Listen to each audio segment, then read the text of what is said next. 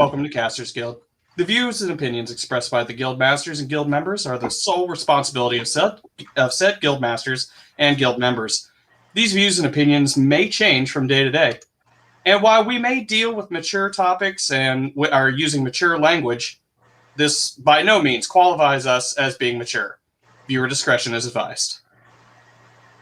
On February 21st, 1986, The Legend of Zelda was released, a project developed by Shigeru Miyamoto that I would discover several years later.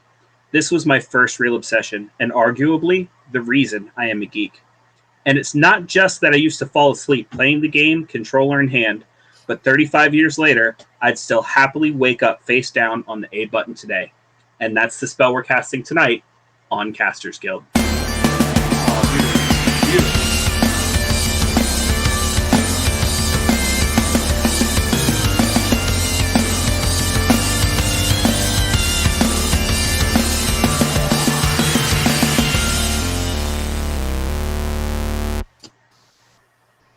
Thank you for tuning into this episode of Casters Guild. I am your guild master and hero of rhyme, Rick Perry.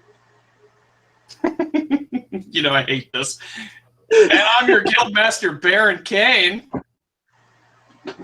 And joining us again is a returning guild member. Feel free to introduce yourself.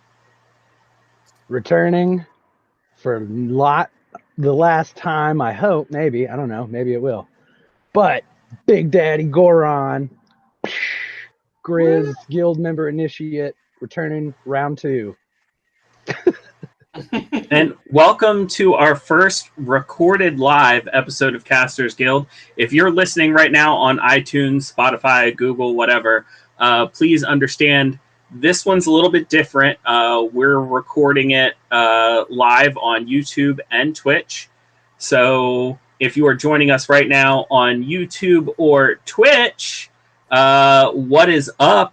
Jump in the chat, say hi. We are glad you are here. So I know we're live, but we're technically still a PG-13 thing, so we're allowed to have one fuck, right? Yeah, and you just used it. We're good. Yeah. Oh, no! No! Womp, womp.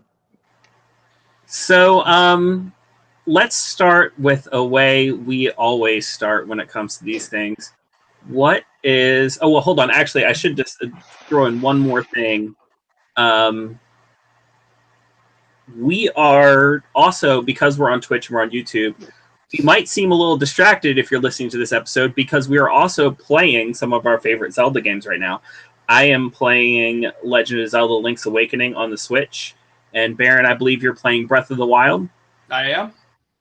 So, and Brandon might even jump on his Switch at some point in time and start playing something. Yeah, I got the little guy right here joining me out on the poach. So who knows? Maybe these they were like the Luigi green, but I like to think of them as like Kokery green. So I'm starting my new game and I'm naming my character, and while I'm doing that, what is your favorite Zelda game? To whom are you posing the question first? Well, we usually start with the guest, so you go ahead and go. Okay, dude, you would. You're gonna hate me for this one. Dude, it's so hard to choose a favorite when it comes to Zelda. Much like you mentioned, it's a series I grew up with, and it's what made me fall in love with games. It's what made me fall in love with like geekery in general. And before I speak too much and slip one anyway, is cursing and such allowed on this one? Or I know we're live, so there's no fixing it in post on that. Yeah, I mean, like, we're marked as adult, we're marked as explicit, so I figured as much, but I figured it was worth asking as well. So anyhow, no, it's just it got me into so much, and it was the first game I ever played when I was 4 years old, the original, on the Nintendo Entertainment System. I've got a Majora's Mask tattoo with the Triforce. It's kind of hard to see in this lighting, but you can kind of see him there. Damn, he still looks spooky. I love it. But Majora's Mask, I mean, is probably see, and it's weird too because I split them, man. I can't look at all of them as one. Like I can't define them all under the same category. So when I think of like in terms of favorites, I typically break it into your typical like 3D or like you got Ocarina of Time, Majora's Mask. You've got like your what do you call that? Like the head down camera style, overworld, I guess you'd consider it. That style. And then now with Breath of the Wild and stuff, you've got like open world. So I mean, technically, you could place them in as many as 3 or probably more categories. But I guess if I had to throw it down to just one, it would probably be Majora's Mask. But Breath of the Wild is so innovative and breathed or a whole lot of new life into the series, or gave it a lot of new avenues, possibilities for them to go down, in future entries. So I don't know. Majora's Mask was also, it's also like, especially for Nintendo, it was like one of the darker sides of like, it took some kind of more adult themed or darker, kind of paths and stuff like that, which I loved. But then you got Wind Waker, such a good one too. Just the art style alone on that one is worth like super huge props. It's hard for me to pick a favorite, man. I'm sorry. No, I get it. I get it. I mean, like, this is one of the reasons we brought you on for this cast. I mean, you are a Zelda head. I'm a Zelda head. I mean, like, it was very fitting. I was honored to receive the invitation.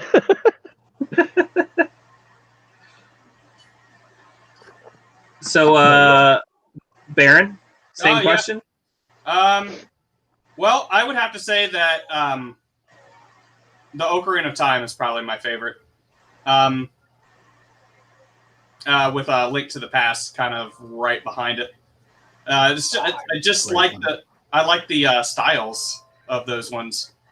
Sure. Best. I mean, obviously I'm going to like the first one probably the best, but I feel like I'd be cheating if I said that.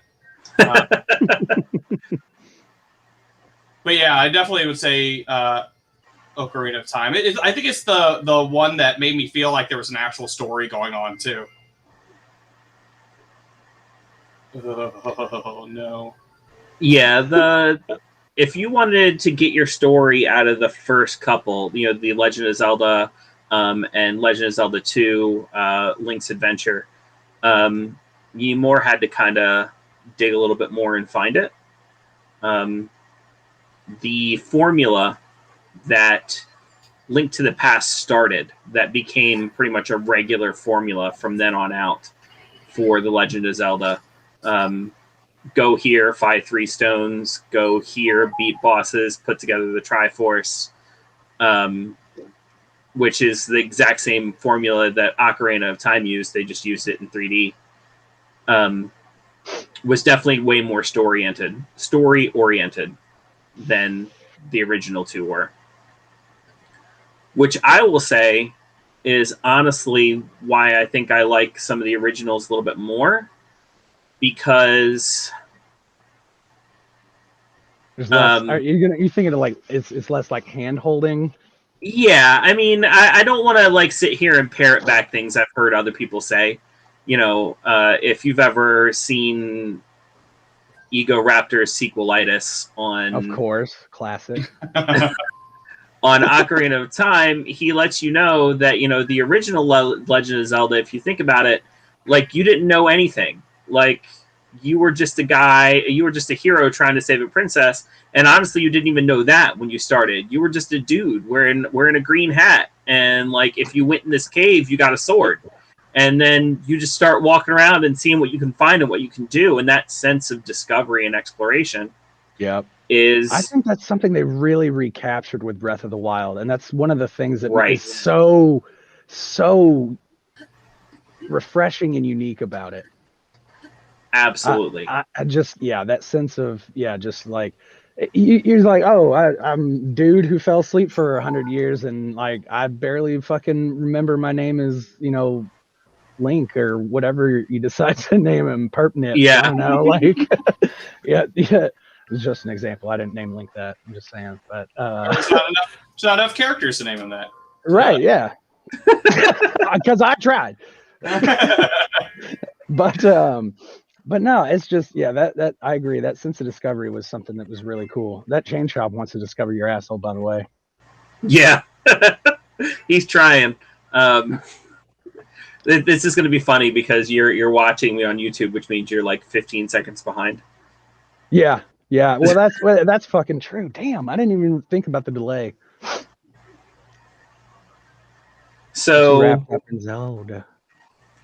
That's my whole thing about the Legend of Zelda in general. Like, I don't get me wrong, Link to the Past was probably my favorite game all the way up until Breath of the Wild came out. Breath of the Wild is now my favorite. But you get that sense of discovery from the original that's just not... Well, exploration is encouraged in Link to the Past, right? Yeah. There's even certain parts of the game where like you have to explore. Like if you just follow what it tells you and don't ever do any kind of exploration, you can't complete the game. There are things where you just need to explore and see what's over here in order to figure out what's going on. Right.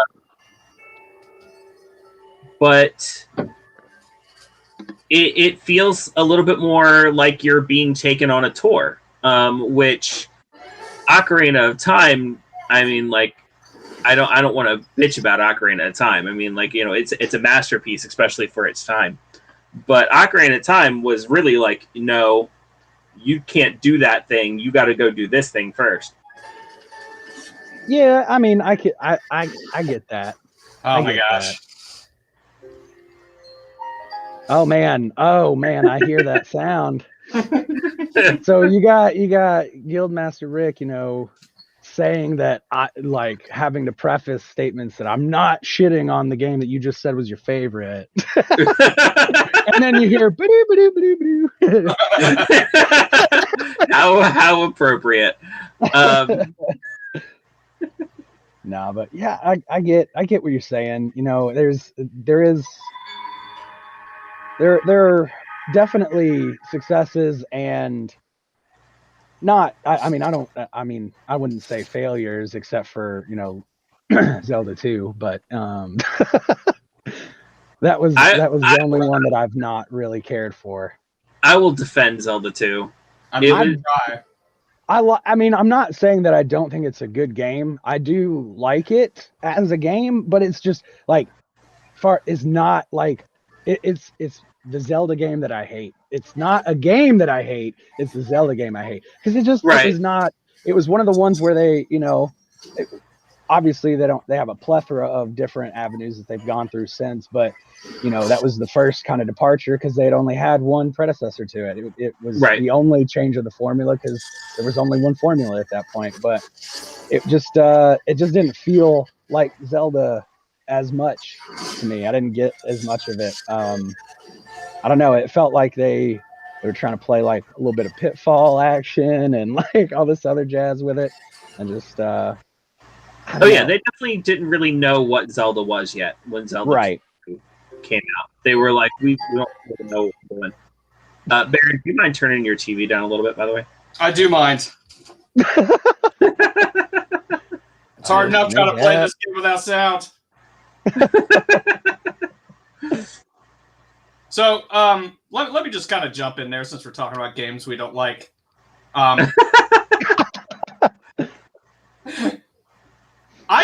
I cannot get over how hard this game is to me. It could just be because I'm stuck on, like, you know, old person time where I can only handle certain Zelda games, but I've been stuck on Water Ganon for about 3 months. Oh shit.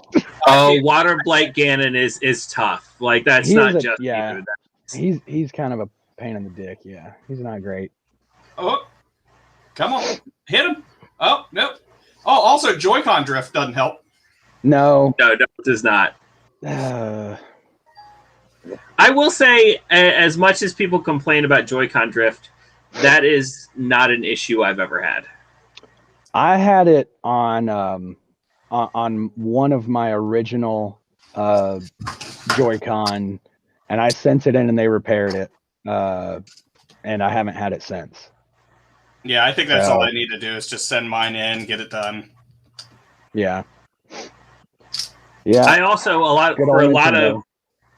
a lot of playing Breath of the Wild, I bought one of the wired Pro controllers for like $20, and that's what I did for a lot of it for Breath of the Wild anyway. Yeah, I use. I mean, I've got a wireless Pro controller that I use, and I for everything in docked mode. I love that thing. It's amazing. They are super expensive though. Yeah, the wireless ones. Yeah, that's why I bought the $20 wired Dude, I one. don't blame you. They're nice, but yeah, they cost a hurt penny. But yeah, whew, yeah. I But no, mean, Breath of the Wild definitely upped the difficulty level when it comes to your. yeah, it brought back a lot of that initial feel of like, yeah, you're starting out, you're like a dude in your, skivvies with, not really a twig to your name until you walk down the road and pick one up, and then that Oh was no! I didn't really care for how brittle the durability system was on a lot of their weapons. Like I wish it had been a little bit, you could, or at least you had ways you could maybe upgrade them to like, lengthen the durability. I think that would have been kind of neat because there's a lot of weapons that are some of the rarer ones, but Mhm. there's some of the more fun or cooler ones to use. So you get used to using it or good with using it, but you rarely have an opportunity to use XYZ, weapon. Right. No, I absolutely understand that. But I mean, it in no way like detracted from my enjoyment of Breath of the Wild. Breath of the Wild Yeah. is an absolute masterpiece. IMO. I I enjoyed the durability system just because it kind of forced me to get out of my comfort zone with certain weapons. Yeah, no, that's fair too. Like it was like, no, you can't just use one-handed swords the whole time. Like you need to try something else. And like, sure, you found this badass fire sword, but like it's only going to last for so long, so don't rely on it. Right. You have to really rely on your own combat ability after a while.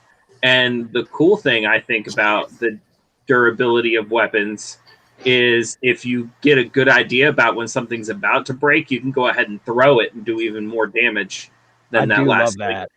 I do love that because I mean, there's especially they knew what they were doing too. That smack when you hit them with it and when the weapon breaks, it's Oh so yeah, satisfying. so It's satisfying. so satisfying. Oh, nothing, nothing more satisfying than throwing like an electrical trident right into the face of Lizalfos and he just like sits there and gets electrocuted. Plus, you know, if it didn't break, it would probably just skewer him straight down, head to Right. butthole. Like, The extra damage is just so good. yeah, it's nice. It's real nice. Heck yeah. I don't know. Link's Awakening was a really good one too, and that was another one that they, speaking of, since you're playing the HD, remaster or whatever, it's Mm-hmm. which is really good, by the way. I know you're playing it. Obviously, I've played it. I mean, Oh yeah. a couple times through already myself, and it was one of my favorite games. Also, growing up, because I used to being from Minnesota and living in Nashville or thereabouts in Tennessee.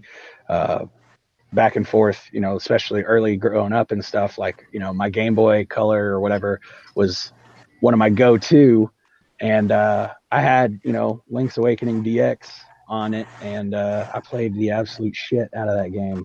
I remember I had the old like Prima guide eventually, so I could find all the extra shit that I couldn't find myself after I'd beaten it like 10 times. And Right. man, it was so good, and it was so different. It was one of the first ones, or it may even be to date, at least all the localized ones or North America released ones that actually like have reference to or like cameos of characters, items, things like that from other Nintendo properties. Like there are Oh, very that was few. definitely just the North American ones. Yeah, well, that's what I figured. I remember because So there's like fun little the story about. CDI and Project or Famicom. They had like a couple that were stranger that I don't know all of them. I know a couple of them, but I haven't So ever fun little played any of story them. about Link's Awakening is it didn't start as an official Zelda project. So, man, I forget his name. I want to say it wasn't IG Enuma. It might have been IG Enuma. But basically, the Game Boy was pretty much a new project, like a new system.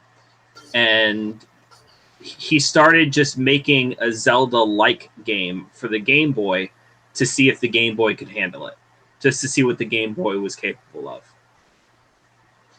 And then him and a bunch of other developers started working on it after work. Like their normal work hours, they'd work on what they normally had to work on for Nintendo, the games that they normally had to work on.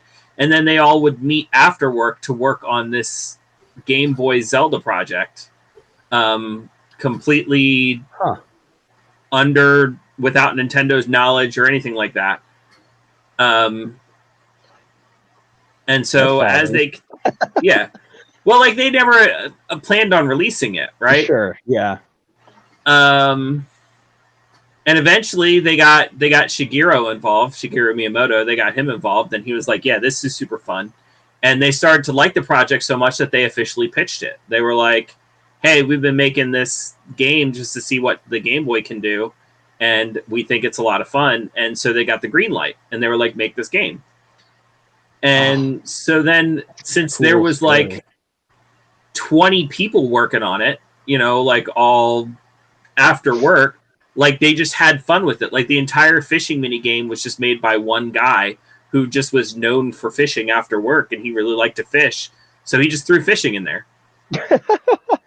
That's awesome. And so you had a bunch of people, and they didn't get permission to use any of the other Nintendo characters. They just used them because they were like, it's the Game Boy. Nobody's going to care. Nobody's going to tell us, no, we can't use those characters. So they just used them. And, you know, this is the game we got out of it because of that, because it was the Game Boy and because nobody cared that, you know, this is what we got. That's awesome, man. Yeah, I hadn't ever heard that about like how it got started and stuff, but that's really cool. It makes me like it even more. Yeah, Zelda's kind of always been like that. I mean, like Majora's Mask honestly has a bit of a similar story, where IG Enuma basically they wanted him to make a Zelda game, and I forget what they wanted him to make after Ocarina of the Time had come out, but they wanted to make something entirely different that IG Enuma didn't like, and so they said, okay, well, if you don't like it, then make your own Zelda game, but you have to finish it in a year. Ooh. And so he said, bet. Yeah, I and was he gonna made say bet. Yeah, boy. But he said because of the development cycle of that game and how quickly he had to make it, he said he used to have nightmares about that game. Wow. Like one of the nightmares that like inspired the game in general is like he had a nightmare of being chased by a Deku. You mean basically anytime you throw on a mask? Yeah. Or at least of the major three races outside of Hylian, you know, like the the Deku mask is and you know, turn into the little Deku shrub, and Mikhail Yeah. from Zora is no better, dude. Like has those glowing, you know, like yellowish eyes and the cracks around the eyelids and stuff. Exactly. Not to mention they when you had finally get to like Majora, and then he's got like this slink monster, like tentacleness crap going after you. It's so far and wide away from what Nintendo was like seemingly about at the time. It was, and I think that's one of the things that I like loved about it. It was great, man. When that game first came out, I got it, and I convinced my mom that I I was gonna stay home. I can't remember how I got away with it. It wasn't like I don't know. It was some bullshit. I'm sure. I mean, I got away with some stuff when I was a kid sometimes, but like, yeah, I took 3 days off, like a Wednesday through Friday into the weekend, and just gave myself or decided I was gonna take 5 days off, or from school, and I was gonna play the fuck out of Majora's Mask, when it came out. And Right. I remember immediately just falling in love with it. I didn't do shit else for those days except for play Majora's Mask. I contemplated stealing the shovel there for a second. Decided not to. Come on. Come on. Get up there. Oh, I see what's going on. All right. So yeah, fun little fact. Shush. I said it in the intro, but the first Legend of Zelda was released on February 21st, 1986, and I was born February 20th, 1987. 364 days later, so almost a year exactly. So the anniversaries are always right around my birthday, which I always thought was really cool. That is dope. That is super dope. Have you ever been to like Symphony of the Goddess or anything like that? No, I have a friend who went to the first live orchestra of the I forget which the first one was that they did with the entire symphony orchestra, and like they had the live performance. I have a friend who went, but I never got to go. I've seen it twice, and I've also seen the segments that they borrow when they do video games live orchestra. Right. And I've seen that once. And oh my god, yeah, seeing Symphony of the Goddess live, and then yeah, it's like the 30th anniversary a couple years ago when they did the last one, and I can't remember what it was called either. I saw it the first time as Symphony of the Goddess, and then I saw the second one too. But dude, man, and that's another thing too. Like Zelda, not only got me into those things from a video game perspective, or like I was saying, other forms of media, that had to do with like medieval or adventuring or stuff like that. But just like the soundtrack, all of them are brilliant. It doesn't matter what Zelda game you play. This soundtrack is just like score upon score upon score of just like knocking it out of the park. Like the atmospheric ambiance, the score, everything is amazing. And I found that especially I mean it's like influenced my music taste too. Like I like all sorts of stuff, but primarily the past couple years, especially as it's become more popularized, I find myself listening to like either orchestral scores or like remixes in different stylings, like electric or instrumental with drums, guitars, all that kind of stuff. Video game music or tracks, from video games and stuff. Mostly with Zelda, but like Mario and Final Fantasy and all sorts of stuff like that too. But yeah, Zelda was one of the big ones that drew me into music too, for those. Oh yeah, absolutely. And then the sound effects too that they use are just absolutely like not. I mean, even people who call Link Zelda know the da da da da. You know what I'm saying? Oh like, yeah. That's so. It's so. I don't know. Recognizable.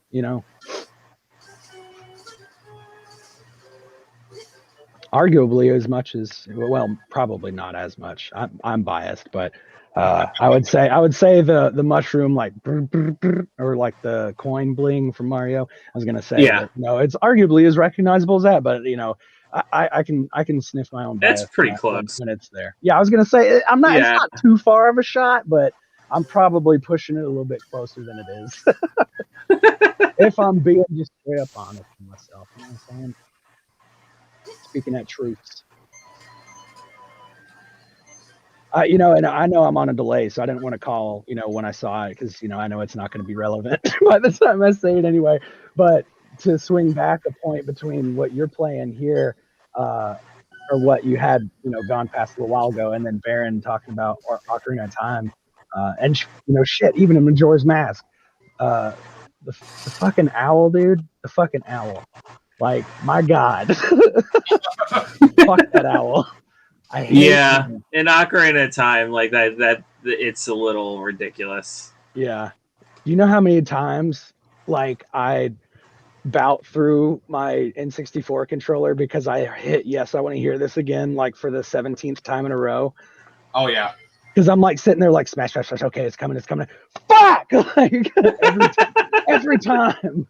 Yes, I want to hear it again. It just sits there and tells you how many licks it takes to get to the center of a Tootsie Pop, Because the world will always know. Yep, that's right.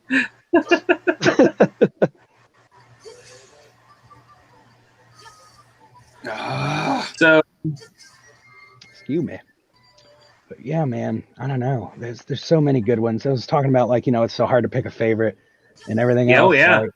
Like Wind Waker is another one that I would consider one of my. It's like I could call just about every Zelda game my favorite. Oh my God, Wind Waker. Let me tell you, like, it just goes back to what I was talking about before when it comes to like the handholdy game versus exploration. Like Wind Waker is 100% about exploration. Oh yeah, like you get on the boat and you get out there and you just see what you can find. Yeah, 3/4 of the way through the game, you gotta like literally go fish like 18 shards of the Triforce out of the ocean. Just just go fishing for the Triforce. And yeah, sure, you can find treasure maps. They're like, okay, it's in this square or something, But like, dude, you know how long it took me to find those things the first time through?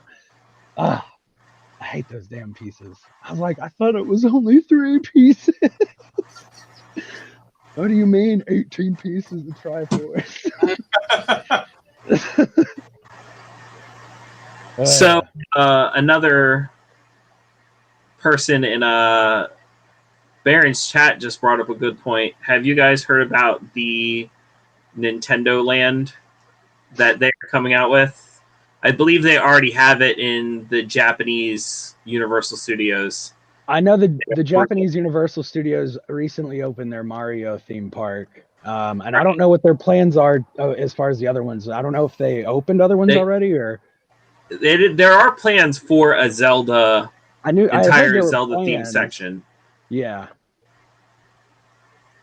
And there was I saw a little there's like little Easter eggs about other Nintendo stuff throughout have you guys watched that? That's super cool. Some of the like videos of it. I've seen some of it, yeah. There's like a little Pikmin coming out of one of the little tubes and stuff. It's hilarious. And they have like their own version of like Disney's got that thing called the Magic Band. Oh, right. Yeah. The little coin bopper thing. Yeah. They've got their own version of the Magic Band where you can like go around and interact with objects around the park, which is just ridiculously cool. Oh yeah. Yeah. I can only hope I'll live to see, Hyrule come to a Universal stateside or get the opportunity to travel to the, Japan Universal Studios. And, dude, imagine this is now I'm going to get like, Triforce foil hat theories, as far as like bringing shit to the US. Like, oh my God, can you imagine? Like, just looking at some of the stuff they did interactivity wise with the Mario Park that's already out. Like, imagine if there's like a place where you can go and like take the Master Sword out of the hilt of like the Temple of Time. Oh yeah, absolutely. Dude. Oh man, too cool. Like, and then like they could have a light show around you. Like, it's got to be the whole thing. Like, you've got to go to different parts of the park and get like the 3. Yeah, the Sage's Stones. And like, if you've got all the Sage's Stones on your band, then you can pull it. Like, if you try to pull it before that, like, just nothing happens. Yeah. Impa just comes and like scissor kicks you in the face. Oh God! Yeah, you're gonna wish you could play the Song of Time to rewind before I whoop that ass. Oh man. Yeah. I don't know. I've always wanted like that's another thing. Like the ocarina thing was really cool too, because it it it was like a really minute way of implementing like a an instrument, but in a game that had like such a lovable and like fascinating soundtrack and stuff, like being able to play portions of like some of the coolest songs, was awesome. um and it didn't feel quite as like it didn't hold the same gravity for me with Wind Waker.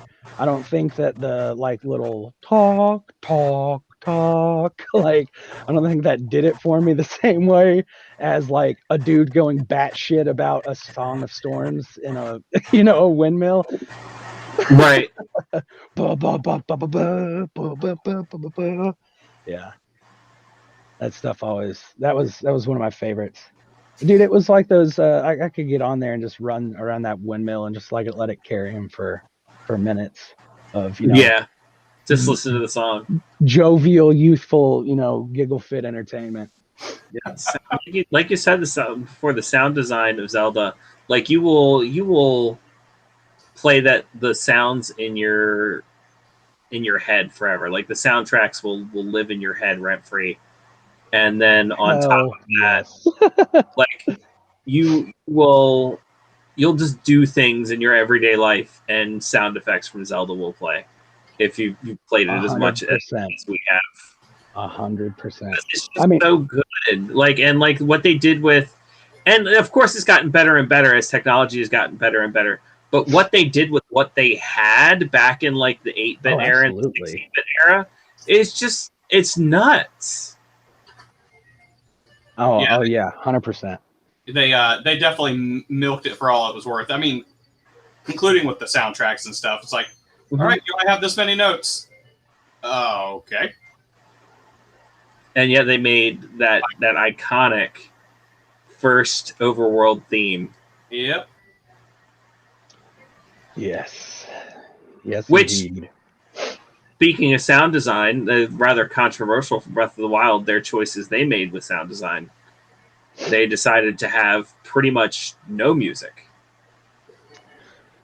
Yeah. But we did get oh shit. What was his name? It's not, is it Caspar the Bard? Oh, I forget his name. The great big bird dude. But yeah, Yeah. I don't remember what his name was. Yeah, But but yeah, the we did. Bard, dude, that guy was dope. I would follow him Yes. everywhere. I was like, I would gladly do this side quest. Please sing me more beautiful tunes of my childhood, Feather Daddy. Like, I'm about it. I'm about it. I Yeah, I mean, definitely you don't got disagree a with little that at all. Toucan Sam going on up here, but man, you spin that gold. Yeah, no, he definitely was a dope character. I loved that. I thought that since they did kind of go for less of, because it was more like they still had, correct me if I'm wrong, like themes when you were in like settlements, major towns, stuff like that. I'm almost Yeah. certain, and stuff like that. But yeah, when you were out in the wild, it was all about atmospheric, like for the Gorons, in the in like Death Mountain and shit like that, where you have the lava and stuff everywhere, and just like hearing the bubbling and like pressure gauges, and like they have little natural air geysers and steam or what do you call it, natural springs Yes. and stuff like that. I mean, so it's just all of this crazy atmospheric sound that really, God, I'm such a dick They for were. I doing think like continuing to breathes fresh, it breathed new life into the sound design. I mean, it was a definite stray away, but they did like achieve something really they cool. put it to work. Like Hell, when sounds did kick in, like you can't tell me the fact that there was no music or very little minimal music, like a little tickle of piano keys here and there. and then the first time you ran into one of those dragons, and that dragon theme like kicked in, and then like you just look up and see it just floating overhead, like they. And once again, I'm not trying to crap on the old Zeldas, but had that happened in Ocarina of Time, immediately they would have took the camera away from you, turned it into a cutscene, and been like, "Look at this dragon, look at it," and like it would have happened at a particular pace at a particular time. And with Breath of the Wild, it could happen, anywhere. Hey, Rick. Yeah. Oh, well, I'm sorry. I didn't mean to interrupt. Go ahead, finish. I have something for you, though. Okay. So they just kind of give you of course I want to look at the dragon. Of course I want to bask in this moment. And I got to do it exactly the way I wanted to do it in like looking at the dragon. I don't know how else to explain it, but like, No. I got to have my moment instead of having the moment. They were like, you need to have this moment. Right. Dude, I remember, I agree with that. Before I get to the thing I had for you, I will say I agree with that because the first one I ran into when I was first playing Breath of the Wild was Furore. And, she's flying over that like chasm, and it's near one of the picture points, like at that tree that's on the far ledge of that chasm. It's got like a mountaintop or whatever. And I was just like, whoa! I didn't know it was Furore. I didn't know that they were Linear, Furore, and Den, as spiritual like dragon forms at the time or whatever. I was just like, what in the world is this? Is this some crazy like world boss? Is he gonna come and like eat me up? I'm like, oh my God. So like that was a really cool. I 100% agree with you. But I do have to point out that what you fear so badly, I don't know how many times or how recent the last time you played Ocarina of Time was, but I'm pretty sure you're describing the boss cutscene for Volvagia as far as the moment they wanted you to have with that dragon. Because they did that. Yeah, but like you got to admit, like most of those bosses, like even the first boss, like you get to the bottom of the Deku tree, and Goma shows up, and they're just like, now look at it, here it is, it's right here, and it's like, okay, looking at you, because he's like, you're gonna see me seeing you right now. Yeah, like the bosses, like they take the camera from you, they focus the camera on the thing that they want you to look at, and they force you to look at it, and it goes into a little cutscene. And it's like, I don't need a cutscene. Like, I don't need it. I don't. It's the most interesting thing on the screen. I'm gonna look at it. I don't need you to point the camera at it for me. Yeah. I just thought it was funny that you made that correlation, and I was like, well, they kind of did do that with Volvagia. Like, shut up. Because Volvagia is a kind of a dragon, and then you just thwomp it with a hammer, and then it shakes its little, dreadlocks, its dragon dreadlocks around.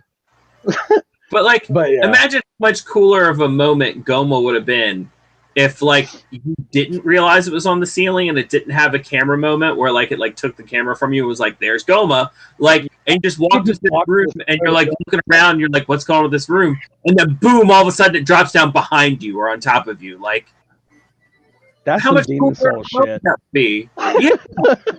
And people love that game for good reason. I love that game. I love it. I've beaten it 4 times already, and I've only had a PS4 for like 3 months. Or a PS5, excuse me. But yeah, it's 100% what I'm talking about, where like they just kind of tell you what the important thing is, but like they should just let you do it. And I think even Demon Souls, like they couldn't make that plot make sense no matter how hard they tried. Like, they could hire every like famous or like heralded writer from every popularized game franchise over the past 25 years, and they'd be like, fuck, I got nothing, I'm sorry. Like, I know what do you mean where to go with what you have put on the board. I don't even know, but I don't know. But I agree, it's I definitely wish that some of Look, those entries had a little bit less of that. like I said, I love Zelda. Like I Oh, love yeah. all of the games. I'm not trying to like crap on it or anything, but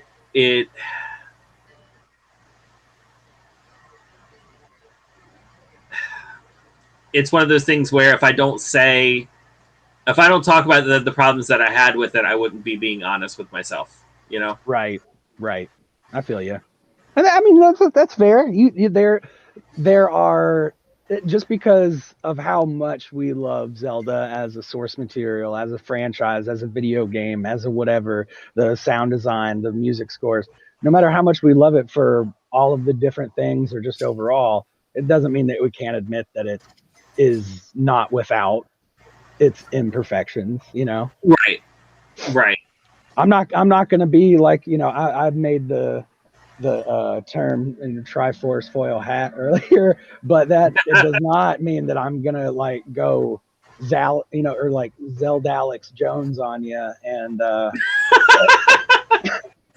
be like, you're oh shit. Okay, let's see here. How you're turning the Zoras and Hylian Lake gay, or like or whatever. Like, I don't know what you want to equate it to, but that's close enough for that guy. Oh, okay. I'm sorry. I'm saying your impression was pretty good. Well, thank you. Had it. There it was. Yeah. Well, I'm trying to hold on. There's a get over here, dumbass. You're an intellectual dumbass, and I'm coming. Like, dude, there's some like that guy is hilariously quotable for all of the wrong reasons. Yeah, that's fair. That's the best way I can think to put it. But yeah, I don't know, man. Zelda is just something special. It always has been to me, and like I said, it has its imperfections. I mean, like at first, I was like, okay, why the fuck am I trying to talk to a hat? Like, they were trying to sell me on Minish Cap, and I was like, what the fuck? You know what I'm saying? Like, what's this little birdie motherfucker coming off the end of my green hat for? Like, well, why do I got a little squawky guy now? You know? But I actually really ended up liking Minish Cap. Minish Cap was cool. They tried all sorts of different stuff, Oracle Sages, Oracle Seasons, in reference to or going back a little bit to the handheld like kind of experimentation they went with for a little bit. They weren't great. They were I liked them a lot, but they weren't anything like revolutionary. It was like basically, at least in my opinion, it felt like an extension of Link's Awakening a little bit, where it was just more of that kind of same but different handheld Zelda format, at that point. Well, that's the kind of thing about Zelda that I didn't really think about until you just kind of brought that up. A lot of people, if you ask anybody what is Zelda, they'll be able to tell you exactly what Zelda is, right? Like, you have a sword, you go to the place, you do the thing, you get the weapons in the dungeon, you use that weapon to beat that dungeon's boss, and it's kind of what it's always been. But the thing about it is every one of the Zelda games truly is different, Like, none of them are 100% copycats of each other. With, honestly, I think the exception being, and here's my hot take, Legend of Zelda: Link to the Past and Ocarina of Time are the same game. It's just one of them is in 3D, which doesn't always work out because it's in 3D. Yeah, but you had a Pona. Yes, Ocarina of Time. You did. There was all the horse girls got their moment in the sun for Zelda because they got to have a horse. Are you calling me a horse girl? I don't know. I'm not Marin, okay? Brandon, if the shoe fits, I'm not calling you that, but if the shoe fits, then you feel free to wear it, honey. Like, that's... If the horseshoe fits. Oh, Yep. Oh, this guy. But like Disguise? most of the games, they have their thing, and like some people might call it a gimmick, but I don't think gimmick. I think has kind of a negative connotation to it. Like I wouldn't even call it gimmicky. You know what I mean? No, yeah, Like absolutely. I feel like they try different things each time, and they do it well, which is one of my defenses for Zelda 2, because like no, they didn't know what they were doing when it came to Zelda, but they tried something new, and people didn't like it because it was so different. But honestly, I still think it worked for what it was. I mean, like it was an adventure game that was a whole lot more combat focused. We have a lot. Was this just a long walk for you to come all the way back just to defend Zelda 2? No, but I'm glad we got there. Oh man. It's not about the destination, Baron. Oh, It's about that motherfucking journey, bruh. oh man. Journey through Hyrule, But specifically this evening. there's a lot of combat in Legend of Zelda in general and all the different games that we have, and a lot of RPG elements that we have Zelda 2 to thank for. Yeah. And like, yeah, like it was one of, I don't know if it was the first, but it was one of the first, I feel like, using the downward stab. That Yes, is it was exactly. Stab, absolutely was. Yeah. Okay. So I thought it was one of, if not the first, but yeah. So I don't want to shit on it, or, I don't think that it's a bad game by any means. And things like that. It's just in a franchise or a whatever you want to call it, in the Zelda-verse that I admittedly put a little bit on a pedestal. I'm sorry for whatever happened to you, by the way, Baron. It's definitely at the bottom for me. See, now that's above a lot of other games and stuff. That's where I'm going to disagree, because a lot of people shit on Zelda 2 like it is the bottom, like it's the worst of the series. But let's talk about a game we haven't talked about yet, and talk a little bit about Skyward Sword, because I'm sorry, Zelda 2 is better than Skyward Sword. I'll see that they're okay, IMO, they're equal. How about that? I don't. You know what? In your opinion, that's great. The only reason, okay, I'll give you this. I think that the Switch port will make them equal, because you'll have the option not to use what I will call, purposefully with negative connotations, the gimmicky ass motion controls that they tried to implement, because that shit almost ruined that game. It nearly killed it. Like I wanted to love that game and like it so much more, but I was like, these motion controls are ass. This bomb bowling shit doesn't work. Like, like it was awful. Should have worked. Bomb bowling as a concept. Yeah, you'd think. But you're right. It doesn't work at all. So I'll say that. I'll give you that. I think that I like Zelda 2 as much as I'm going to like the Skyward Sword that doesn't make you use motion controls. Even so, I mean, there's a lot of things about Skyward Sword I don't like, and that the fact of not being able to have to use motion controls are not going to fix. You know me, I like the exploration. I don't like the dowsing. I don't like the dowsing does how really get on my nerves. I don't like how hand-holdy and you must do that. There is zero exploration in Skyward Sword. Like, if you're going to talk about, like... ironically, for, like, a game about you falling out of the sky to a whole new world, Oh, sorry. Hey, man, you got a beautiful singing voice. Hey, thanks. Yeah, dude. Anytime, Baron. Call me later. You know it.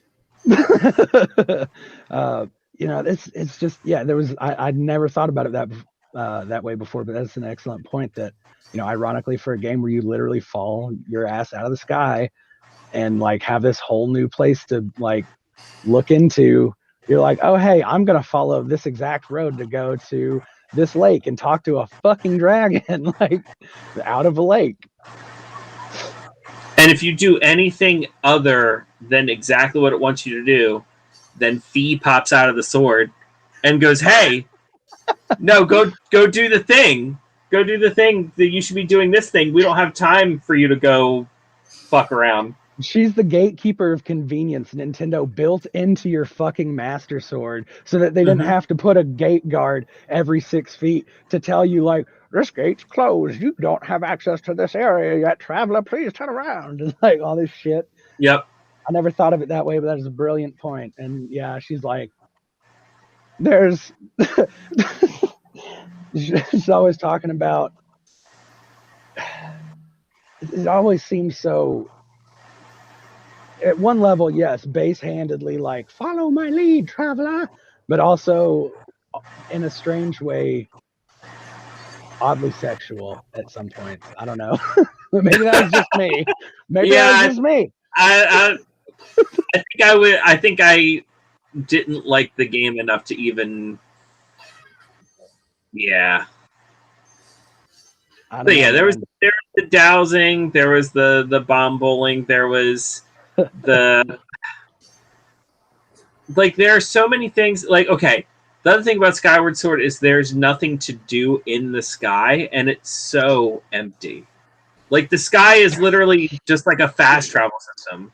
Like, there aren't even clouds. Like, there's nothing for you to do. Like, it could have been such a cool little mini game where you went from point A to point B, and they could have been like, here's some rings to fly through. Here's some rupees you can collect.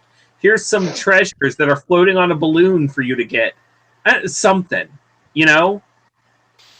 Man, why do you, like, gotta make all these valid points that make me reconsider how much I enjoy, like, you know, all these classics? And look, why are you friends, Richard? No, just kidding. If you like Skyward Sword, I mean, you're wrong, but you're allowed to. You know, I'm allowed to like it, or I'm allowed to be wrong. Both. I'll accept. I accept your terms. Oh! No, you're wrong. Oh no! I don't know how to kill the other one. What other one? The Wizrobes. Oh. Yeah. Come here, Wizrobe. Their Wizrobes are a bit of a dick in Breath of the Wild. Oh, I got them. Certainly are. God. They just, you know, prance around, and then they're like, oh, hey, bitch, here's this wand and element. How silly of me to have not told you that I'm not playing Breath of the Wild anymore. Oh, okay. Well, what a development. Breaking news, everyone. Stop everything. Baron has breathed his last wild. He just didn't 100% focus on Water Blight Ganon the entire time we were trying to talk. He was like, there's no way I'm doing a podcast trying to fight Water Blight Ganon. Well, you know what I tried to do? I tried to leave that shrine so that I could, you know, I don't know, explore the world and just do whatever. And go talk to Sidon because he's like your super awesome mega best friend. Yeah. Oh, you may not have. Well, no, you had to have met. Yeah. Yeah, he's fighting Water Blight. Yeah. Yeah, Prince Sidon was like Brofish Omega level. Yeah, I think he wants some. Dude, I was like, I was always like thinking about. It's like one of those. God, I'm terrible. Like, Link gets stuck underneath one of the rungs of, you know, the thing. He's like, "Help me, stepfish, bro!" Like, Prince Sidon coming up behind him, like Link's trousers just slip up. Oops. Like, yeah, that's wrong. it's dude. That's what the internet does to people these days. It just, you know, Rule 34ism. Yep, it's very true. Yeah. Oh man, yeah. I mean, what other fucking Zelda game though? This is gonna be a little dated since it's like a delay, but what other fucking game it does? You know, has these like adorable little trees where you can just call an old man for fucking hints whenever you want. Like, yep. Dude, it's such a good game. I love Link's Awakening. You're just like, hey, Earl, how's it going? Oh yeah, you're bored. Watch out for those little oh god, now I can't remember what they're called. Little guys that eat your shield and shit. Like Yeah, likes. God, I can remember like Goma and Volvagia, all these like crazy stupid boss names, but like I forget likes. all right, as long as we're given certain Zelda games shit, Zelda 1 did not know how to name enemies. Oh no, it definitely didn't. We have Dark Nuts and It's a snake. yeah, What do we call rhinos. it? It's snake. What do we call it? It's a rope. Yeah. Yep, it's a rope. Bats. Oh, we'll just call them keys. Well, what do we call the keys? Oh, they're also keys. Yeah. But the bats are keys. Yep. Well, what's the problem, Jim? But won't they know that? Won't they have trouble different? No, we'll just spell it different. It's okay. And But Keys is Keys and Keys is Keese. Couldn't be simpler. Let's call these. What do we call they're mummies? What do we call these? Do you call it a mummy? Nah, bro. That's a Gibdo. Oh yeah, Gibdo. Yeah. So those guys that eat your shield, am I the only one that thought they looked like pancakes in the first game? Oh, definitely not. Absolutely. Okay. They do. Okay. They look like fucking IHOP special at 3 a.m. Like, flapjack in it. Now I want to go. That has almost like a different connotation when you like place it into being a verb. Flapjack in it. Mm-hmm. Hey guys, BRB. I gotta go because I'm about to be flapjack in it. Like that has a certain connotation. Not coming over to your place for breakfast. If you're gonna be flapjacking it for breakfast. I think that's I think that was what I was gonna call bearing up about later. Was maybe going so we could flapjack it. Or go flapjacking. We gonna get sticky? You got that maple syrup, bro. That's one of my major exports, We'll get it. What the Oh fuck? my god. This game. It is a strange thing too to see some of the way that the enemies over time have developed across the different generations. Oh yeah. Like in Breath of the Wild, those things. Lionel's?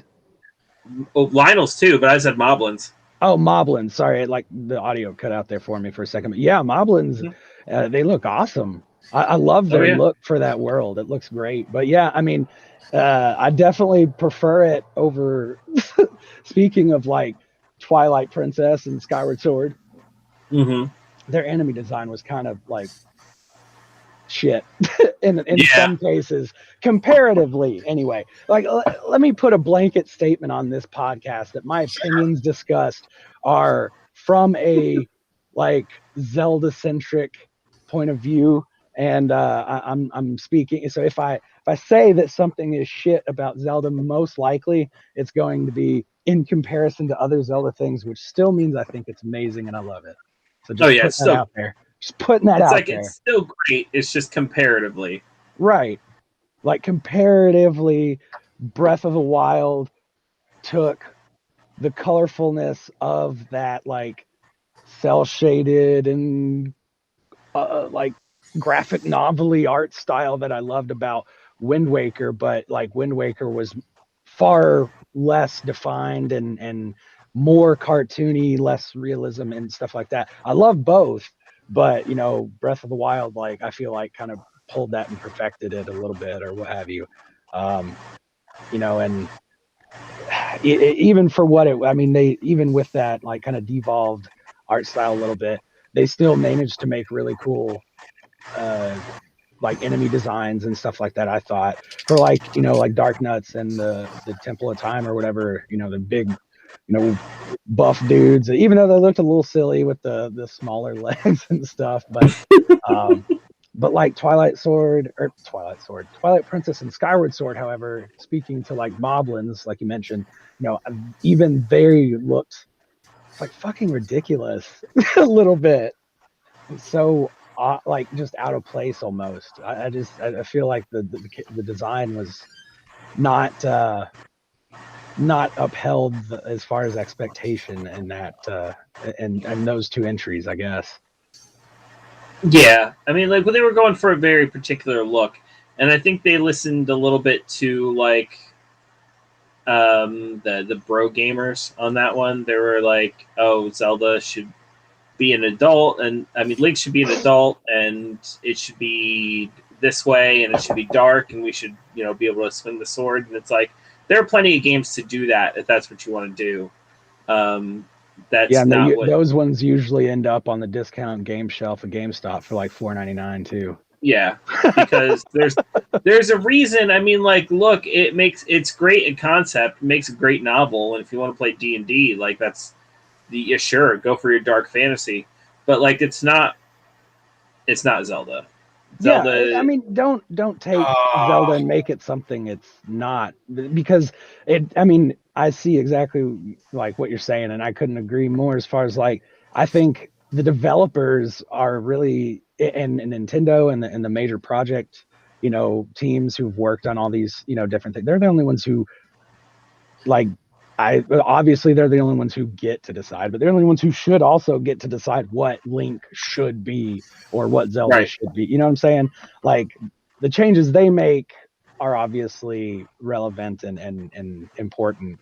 I think they need to listen to, which I feel like they've done a lot better in recent years, but listen to, what they want to see out of Zelda and what they feel it has grown into or should be or could be, the whole, like, we have Call of Duty for the bro gamer people. Like, leave Zelda to people who love Zelda for what it is. Don't come over and shit in our garden to try and make it like Call of Duty Hyrule Castle Assault or some shit. Right. Yeah, which is why when Wind Waker came out, Wind Caper was my favorite. Wind Waker came out, and everybody, well, not everybody, but a lot of people lost their collective shit because it looked cartoony. And it's like, shut up, it looks beautiful. Yeah, it was absolutely gorgeous. That cell shading is perfect for the GameCube and like what it can do. And I feel like it fit that, like, just Wind Waker in general. I think that was the perfect game for that art style, like that iteration. Not to mention, okay, everybody that Tech World demo, which is what everybody wanted the next Zelda game to be, because it was like that dark fantasy adult Link fighting Ganon. That Tech World demo was made before Majora's Mask was made. That's how old that was. Oh, wow. They were just trying to see what a GameCube could potentially do with the power they were going to put into it, which is what a tech demo is. Right. And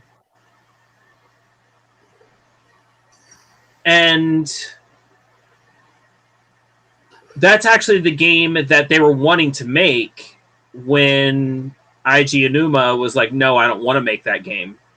And he made Majora's Mask in a year just so they wouldn't make that game. Right. So obviously that's not going to be the game that they make. He didn't want to make that game to begin with. Like it was a tech demo. It was there to show what the GameCube could do, and that's it. It's the only reason it existed. Yeah, I mean, what's that?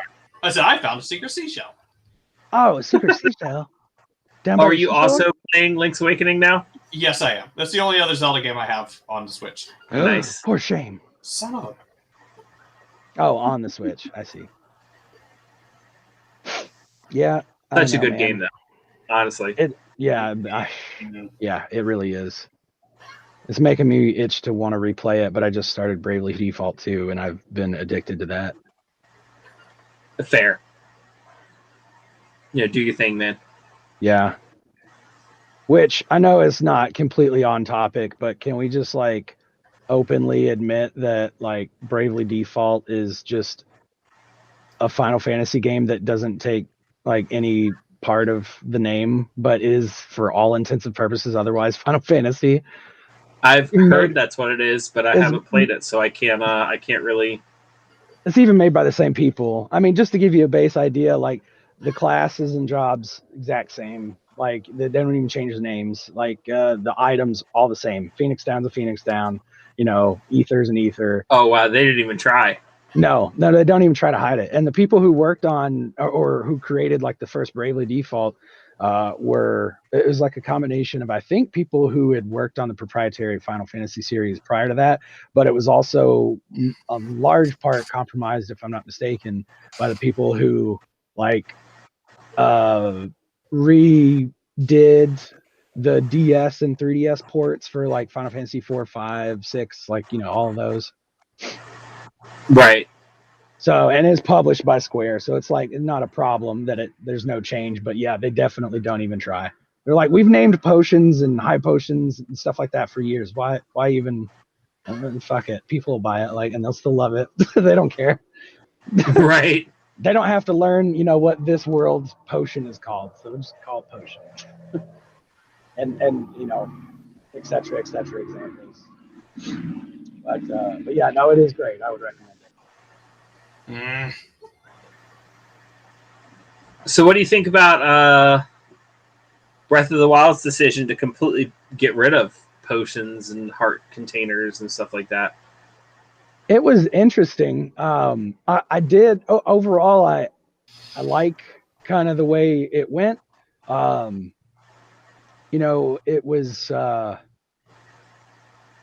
challenging to adapt to at first, but then once you kind of started building your knowledge of like the different recipes that you can do and all the different effects that you can get from combining certain ingredients, and, you know, like temporary hearts and stuff like that really help to make up, you know, the difference once you learn about those and how to kind of I guess Learn to be reliably a cook, able, bitch. yeah, get good with cooking.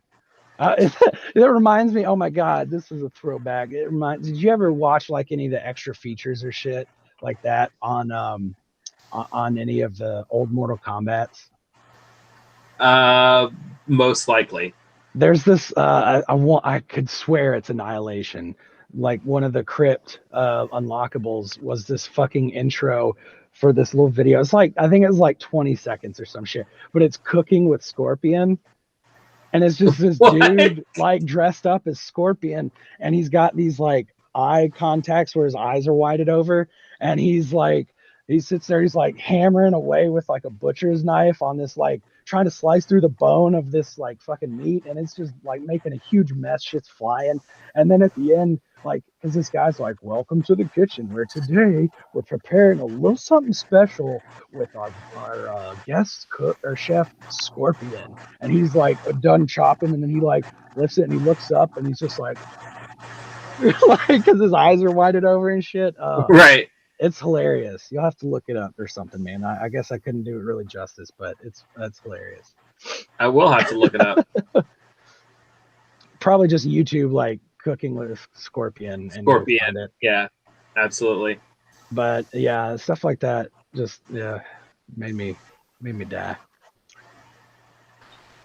So as long as we're talking about goofy shit people can watch, what do we think about that old animated Legend of Zelda cartoon?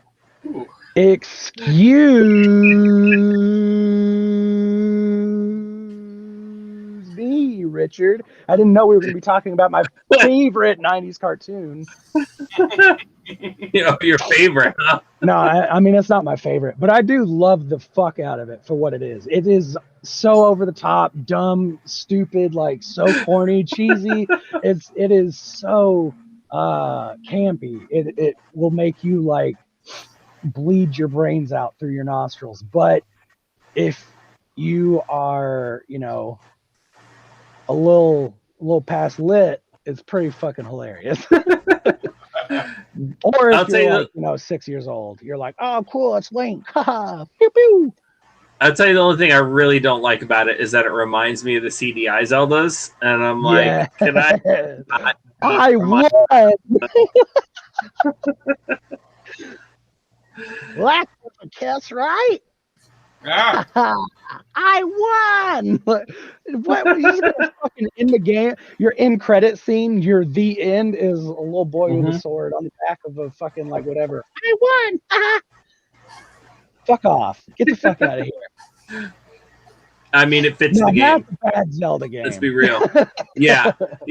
Let me be clear. When I say Skyward Sword's the worst Zelda game, in my opinion, I am not counting the CDI Zeldas because they're not Zelda games as far as I'm concerned. Yeah, I would have to agree. I mean, Because if I we don't wanna are be too counting harsh, but CDI like, Zelda, like, damn, yeah, it's those pretty games awful. are terrible. It's pretty trash garbage spectacular. For anyone who's watching or listening and doesn't know, which in the age of the internet, I don't know how that's possible.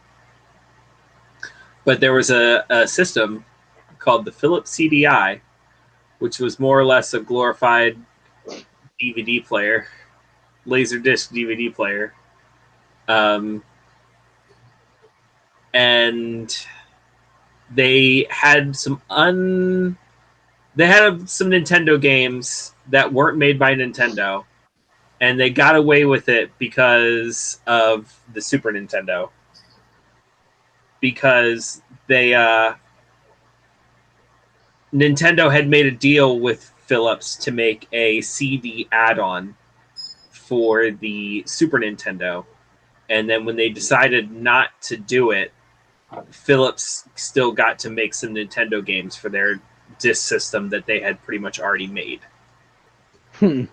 Interesting. And a couple of the games they made were 2 Zelda games that the best I can say about them is that they exist. hey. I think it would be better to say about them that they don't. Just like, because then you're saving people from like having to Tracking them down. And Yeah. Well, not only that, but like being forced to like putting themselves through it. Endure. Yeah, Yeah. it's oh my god. The hitboxing and like the like just the platforms having absolutely no spatial recognizable, like it's just like it's fucking awful. I can't even recall if they did or not, but I really like, and I hope, and I bet Nintendo has the same, like, pray to God they don't have like official licensed Nintendo product or some shit on the cover of that atrocity, because they're probably I like, don't think they do. yeah, I should hope Nintendo not. seal of quality? No, I don't think it has it. Oh man, yeah, that would be awful. Tragic. It would be. Not even Reggie could save us from that. Reggie, my body is Reggie. My body is ready, Fizame. Yes.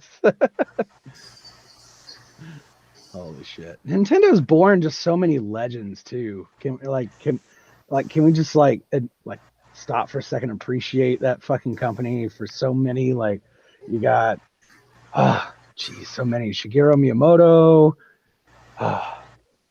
And then oh man, now I'm brain farting. We just were talking about him. Eiji Aonuma. We had a Mario episode last season. We're doing a Zelda episode right now. We're doing a Pokemon episode later this season. And one of our very first guild decrees was that the Nintendo 64 was the best video game system pound for pound. So I could say we definitely love Nintendo around here.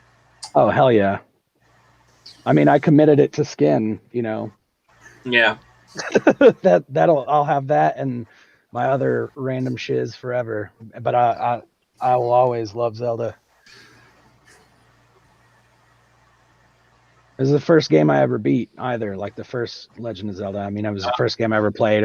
That was the first game I ever like fully completed it. It's probably my second. I played it to completion. And that's saying something. Yeah, because it The takes a first minute. you talk It about takes a geek- minute for me to complete. I don't complete like immediately. I don't pick up a game and then Oh, okay. All right. and then finish immediately. I like to take my time and play it All right. good and long. Sometimes hard. I don't. Some hard is okay. Oh my gosh. All right. What? Get the joke. We're Oh no. All right, I'm fine. Sorry, was I just like rolling myself into a ditch like harder than Baron was playing Breath of the Wild? Shit. I didn't roll myself in there. I just started out there and couldn't get out. Done. Oh, nice. Dunsies.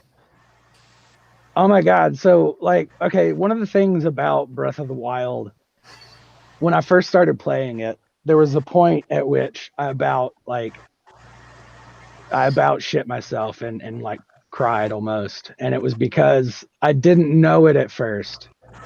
But and as a warning to anybody who hasn't played Breath of the Wild, first of all, what's wrong with you? But also, if you do, you can only spawn Epona using the Epona amiibo or any amiibo that spawns her. I think that you telling me about this. Yeah, you can only spawn her once. She only spawns like items and shit like that, which I think are typically like apples and carrots and other random like vegetables and stuff afterwards. But yeah, so if you try to so once you spawn her, it as long as you've saved or whatever, it will have shown that okay, you've redeemed an Epona, blah blah blah. And the way Breath of the Wild's set up, you have to stable your horse in order to save that as Which, by the way, they've changed that. Oh, have they? Yeah, okay, so they basically made it so once you stable it, you can't get it again. But so I have 2 of that amiibo. And when I'm cycling through my amiibo for a day, because you can only do each amiibo once per day. When I'm cycling through all my amiibo, I got to remember not to scan my second one because Epona will show up again. Oh, shit. Every time I scan that one. Instead of me getting something from it, Epona will show up again. And I'm like, oh, okay. All right. Cool. I remember this now. Well, that's definitely good to know. But this taking place week 2, after of the launch of the game. No, it had to have been the first week the game launched, probably. And and yeah, so I'm like, oh my God, obviously I gotta get Epona. I'm a huge I'm a huge fucking Ocarina of Time fan. I gotta get that fucking Epona, man. And so yeah, it's like Office Space, that dude's neighbor. Hey Peter, check out Epona on channel 72, man. You can see her titties. But anyway, so I had just happened to think about using amiibos when I was headed towards Hylia and to the Zora's Domain. And again, if you haven't played Breath of the Wild, obviously, as we've talked about, is very open and the landscapes are very intricate and unique. Lake Hylia and the Zora's Domain area just so happens to be very weavy, windy pathways, up and down mountains with rock passes that make it impossible to pass on horseback. Well, not in an open field, not next to a stable of any type. I was like, oh yeah, Epona, right now. And I'm on the top of this fucking bluff and mountain in the middle of all of this area. And I scan the amiibo and there she is in all her glory. Ah, Epona. I was like, mwah. But then I was hopping on and trying to get back down the mountain. I was like, oh shit, now that I've scanned the amiibo, I gotta go stable it. I tried for 3 hours and I could not get that fucking horse out of that area to save my life. I had to start it over again. So I was like, because I wasn't going to put, 200 plus hours into the game and not have a Epona. rather lose the 20 hours I'd already played. You know what I'm saying? Right. But yeah, that was always something that kind of was funny, Oh. at least initially. I will say, I guess more. God, again, I guess it's talking about Legend of Zelda and the series and overall. I guess it's hard to not talk about the things that are different or great about all of the different ones. Oh yeah. Our beginning topic just kind of unraveled into this whole like, well, this is great because of this, and this wasn't so great because of that. But I love it because I mean, you could just go on all day about that's hmm what's great about a series like Zelda that has so many different entries and stuff. But yeah, I don't know the one thing I do trying to think of how to phrase this because I didn't not like the way that this was done in Breath of the Wild, but I did miss it from the way of, I guess, kind of your general Zelda formula, and hmm that's like the oh god, the whatever beasts, divine beasts. Those were hmm really cool and they were great. And the way that you could like from the Sheikah Slate like kind of manipulate them into opening up different portions of their uh, explorable parts and rooms and et cetera. But they didn't feel anywhere near as fleshed out as any of the dungeons to me in previous games, and Sure. that was something. While the shrines I get was a kind of an answer to that in a bunch like 190 or something like that, 190 hmm shrines, or in a bunch of those little short bursts. So like I get that aspect of it, but I do miss like going to like the Gerudo or the Gyarados hideout and like sneaking hmm around, or like going to Death Mountain and going into like one of Death Mountain's volcanoes cave caverns, or like Sure. the actual dungeon feel or aspect was admittedly offering an open world as a somewhat alternative, sure, but I think that I don't think they have to be mutually exclusive, I guess is my point. No, yeah, I absolutely right. And they definitely got rid of the traditional dungeon aspect. I feel like there were a few things, and not just the Divine Beast, that still felt like a Zelda dungeon, at least to me. Like Eventide Island, for example. It was Yeah, optional, but like even the that kind of was whole cool. thing. And then the escort mission up the side of Death Mountain, I feel was a better Death Mountain than the actual dungeon of Death Mountain in like Ocarina of Time. Sure. Um, but I absolutely understand your point, and I don't disagree with it. Why, thank you. It's a little Beetle for you. I've always, that's, speaking of shit that sticks with you, like, the tunes and everything else, the characters do Uh-huh. too. Like the little snot nose shit from Wind Waker, like, Mm-hmm. and, and, Beetle. I And love Tingle. Beetle. Yeah. Yeah. I could just, they're so memorable. They stick with you. Even the ones you hate, like Groose. Fucking speaking of Skyward Sword, Oh what a God. shithead. Groose, oh Yeah. my god, if there's ever an unlikable Zelda character, like Groose is the man to hate. 100%. I mean, I'd even prefer to hang out with Girahim, I think is his name. Mm-hmm. The Oh yeah. uh, the the weapon for the demise, or the demise. Yeah. Mm-hmm. Yeah, I would rather hang out with his arrogant ass than hang out with fucking that shithead. Groose. Yeah. Yeah. What a dickwad. Groose is one of those guys who messages random people on Facebook, random girls on Facebook, because he thinks their profile picture looks hot.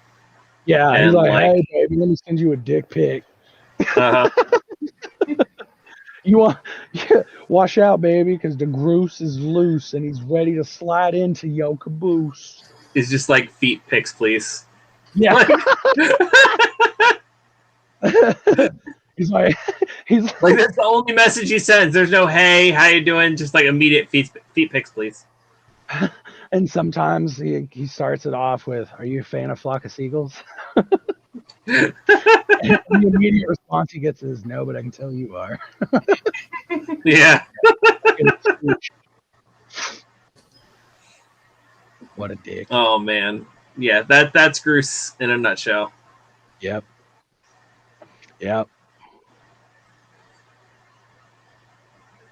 Oh my god. So, speaking of dungeons, what's your favorite Zelda dungeon? Like, what of the games, and like, what boss really sticks with you? What dungeon really sticks with you?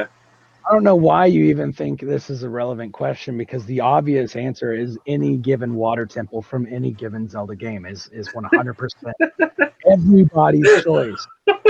Everybody loves the water temples. Yes. Obviously no. Okay, fuck that. I can't even keep up that facade any longer. I'll tell you what my least favorite one is, and it's from now. Admittedly, like I said, most of the Zelda franchise games are quote unquote my favorite Zelda game, but the one that I kind of cited earlier with Majora's Mask has my least favorite dungeon in it. The water dungeon, or the water temple in that game, is fucking torture. I hate it. Yeah. Valves and the clams, and oh my god, just like it's awful. It's so bad. But yeah, I don't know. I don't know why the water temples are innately just so awful, but they are. I mean, yeah, they are. Or at the very least, they're like a drag to play through comparatively. You know what I mean?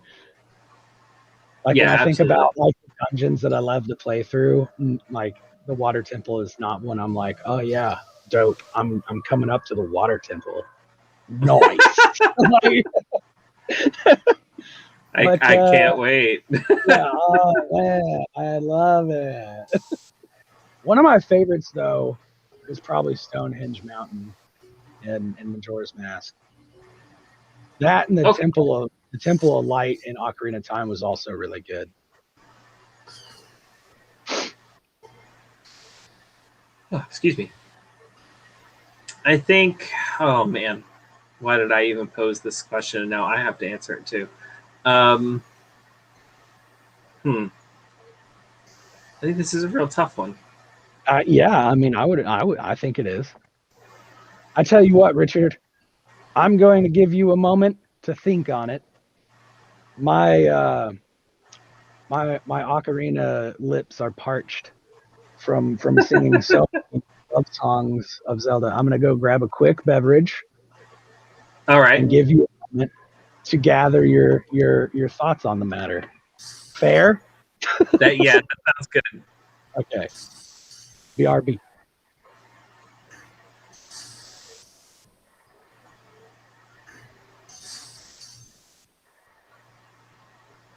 I am having the hardest time in this game right now. What are you on? Let's see, go upstairs to find Alice. Tells you. Mask mimic. I'm pretty much got all the map unlocked in the face shrine. Gotcha. But now I'm trying to get to a certain point. I had 100% of this game, like gotten every seashell, every little kid, every what are they called? You got the mama who's looking for all her little babies. Mm-hmm. Like I did every possible thing you can do in this game to 100%. So when we started this, I started a whole new file.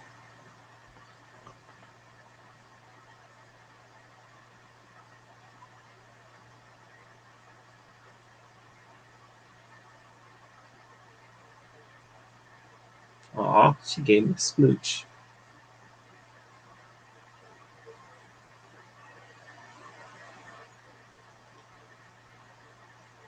have returned. Okay. So I thought about it, Hit me with your best shot. and I decided that as much as a cop out of it as it is, I knew it. I could tell the words were approaching your lips. it's like I don't have one. I just don't. But I will say I do like the color dungeon. The color dungeon, Yes. which are you referring to? So I believe it was Link's Awakening. Okay. You could play it on the Game Boy Color. Yes. And there was an entire extra dungeon that you could play if you were playing on the Game Boy Color that Now you couldn't play if you weren't, because it was a bunch of color-based puzzles. Yeah.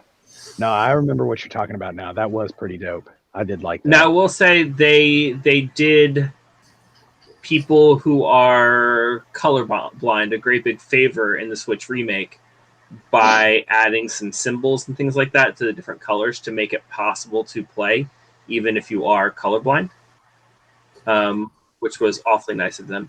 Yeah, that is awesome.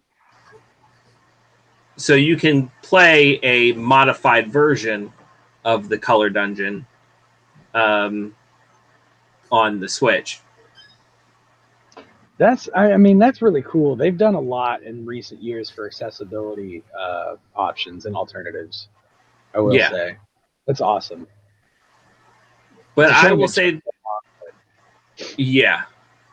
but the color dungeon, I think, is my favorite, just because it had an air of exclusivity about it.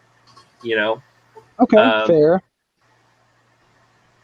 Not that I want anybody left out of anything, but like it was this. It's kind of like the same appeal of, like, you know, certain Pokemon only being capturable in, you know, Fire Red versus, you know, Water Blue. Yeah, kind of. Just that, like I said, that air of exclusivity about it, where some people did it and some people didn't, and it was 100% optional.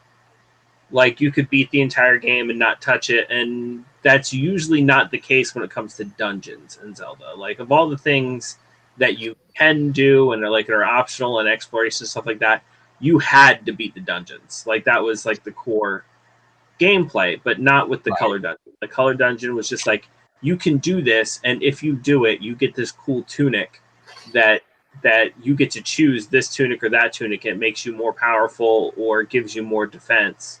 Mm-hmm. And that was just neat. You know, you could do it or not. If you did it, you got a cool reward, and that's all there was to it. It kind of gave you like a sense of like a very early New Game Plus almost. Yeah. Or maybe it was one of the earlier or earliest iterations of something like that, maybe. Yeah. And the other cool thing is, like, if you had your save file, you could, when you got a Game Boy Color later on in life, you could plug your old cartridge into the Game Boy Color, and you didn't have to get, because like Link's Awakening was remade. There's Link's Awakening DX, I think, and that was remade for the Game Boy Color. Yeah, but you didn't have to get that. Like, you could have the original version and just plug it into a Game Boy Color, and you got to do that dungeon, which was, you know, neat. Yeah. I had both cartridges because I had a navy blue Game Boy Pocket for a long time, and then came out the color, and I had a purple Game Boy Color, and yeah, dude, I played the shit out of Legend of Zelda Link's Awakening DX on there. It was awesome. Just I always loved. I mean, even just the opening cutscene, to see that in color, dude. Oh yeah. Yeah, like when I on the Game Boy, that was such a big moment.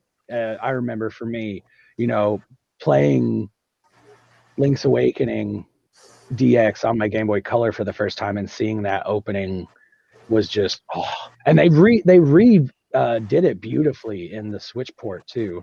Oh yeah, like it looks great. In Oh, yeah. case you haven't seen it, if you tuned into this stream, that was our countdown screen. Was the opening to Link's Awakening on the Switch. Oh, nice. Yeah, I didn't catch the opening of it. Yeah, so that was our countdown screen. So if you didn't get to see it before, you got to see it there. And if anybody's watching this video on demand afterwards, you could always just rewind a little bit because you skipped that countdown. You were like, "Nah, I'm gonna get straight into the podcasty goodness." You can rewind just a little bit and just take a look at it.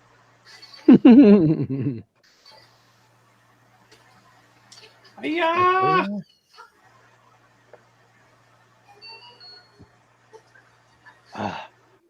So what? So I'm going to be honest. I was a little disappointed with some of the announcements for Zelda's 35th anniversary. Like I wasn't looking for Skyward Sword HD. No, it's better than getting Twilight Princess, though, in my opinion. Yeah. But what I really want is just for them to fucking remake Wind Waker again. Again? Put it on the Switch, yes. Or at least make it digitally purchasable on the Switch. I don't even have to do anything different. A nice little port. A nice little port would be nice. Yeah, just make it like $39.99 and put it on the eShop. And it can be a straight up port. You don't even have to touch it. I don't care. I just want to be able to play Wind Waker again on my Switch because it's my favorite Zelda game. Oh, hey, guess what? What? I've decided. I get one per episode, right? Yeah. You get a guild decree? Yeah, absolutely. I get one per episode? Absolutely. Okay. I'm going to use it on this.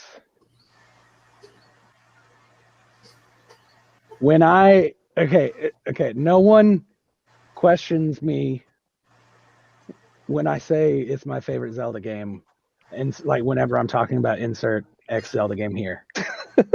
Because I'm just going to start saying that for damn near all of them, and I don't want to be challenged on it. All right. Well, you got to say it. Huh? You got it from beginning to end. Like, okay. What you're saying is my guild decree is that when I call any of the Zelda games my favorite Zelda game, no matter if I'm contradicting myself or not, it is accepted as truth. All right. Guild decree. Yes. That one was used well. I'm gonna say Zelda 2 is a good game. Guild decree. Oh, come at me, bro.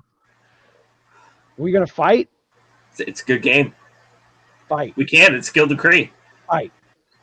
That's a horrible use of a guild decree, but hey, you know what? Who are you to judge my guild decree? I mean the guild master, but you know what? Fair point. Let me back up a minute. Baron, I feel like on our most recent interaction, we may have gotten off on the wrong foot. And I would like to formally offer you private feet pictures in your DMs as a way of apology. You mean more because you've been sending them anyways? What? We're live, man. We can't edit this out. Oh, sorry. You over here spilling our tea. All right. Sorry. You're gonna make it all so much tea spillage. All that sugary sweet teeness. Sweet teeness. Yeah. Sweet penis? That's what it sounded like for a hot second. Take us. Oh shit. Sugary sweet teeness. Yep. That's something that was said on the podcast today. Was. Yep. Was indeed. It wasn't the most questionable thing either. No, you don't think so? No, I mean, let's be honest. I'll admit, even I might have thrown away my guild decree this time, but it's only because I love Zelda, and I can't spend the rest of my life explaining away Hold how on. every Zelda game is my favorite. I think you may have misunderstood. I think he was saying my guild decree was a thrown away guild decree, not yours.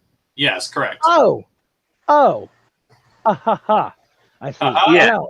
Now the tables, how the tables have, how the turntables have.